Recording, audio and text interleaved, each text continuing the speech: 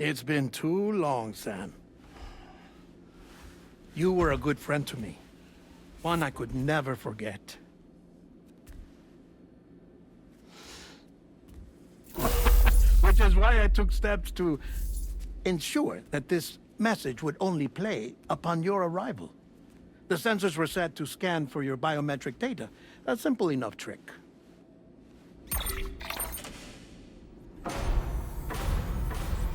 Now, this was originally a geophysics laboratory established for the study of earthquakes.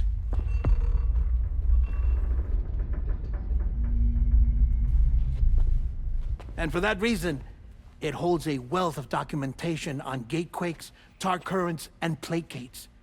As well, I discovered, as research data on the other side. Now, what I'm about to tell you, I learned after I came to this place.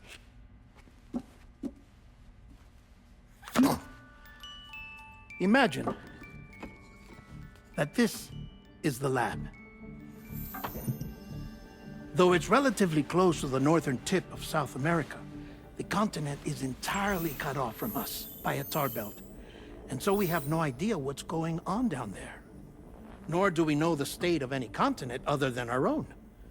The researchers here were trying to establish contact with the rest of the world. They were well equipped to do so, as the facility had once been used to launch research satellites.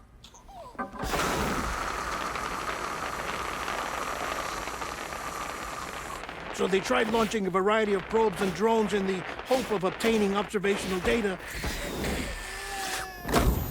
with no success. The Earth, you see, is shrouded in a thick layer of chiralium that renders electronics inoperable at altitude. So they tried sending ships across the ocean. Oh, yes. Oh, but that failed too. The high concentration of chiralium in open water proved too corrosive, invariably causing them to sink. But then the researchers found some rather rare birds on their doorsteps. Birds not native to the region. Nice birdie, nice birdie. And that, my friend, was just the beginning. Not far from the lab, they discovered a strange anomaly. Well, the surrounding area was heavily contaminated with chiralium. Yes. This is beautiful. The researchers would later dub the anomaly a placate. But further investigation revealed that it came into existence when you began to expand the chiral network across North America, and that the gate grew larger in tandem with the network itself. What started as a tiny fissure in space became so much more. The researchers duly installed cameras to study the gate and its surrounding area. Now, to their surprise, they caught footage of some unusual marsupials. Yes, a kind you wouldn't expect to normally encounter in Central America, like the birds. But to confirm their suspicions, they sent an autonomous robot through the gate. The soil samples it collected were consistent with the archived geological data from the southern hemisphere.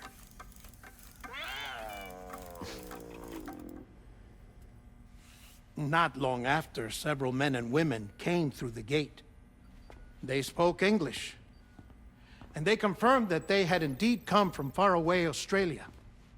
We finally knew the world outside North and Central America had survived. Ours was not the last bastion of humanity, but Australia had suffered the death stranding too.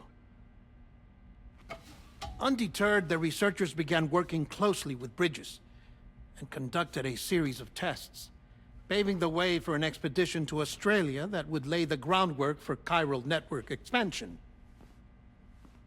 After they had first installed surveillance equipment, that is, so that the gate could be monitored from the Mexican side, a necessity to this day as Australia is not yet connected to the chiral network.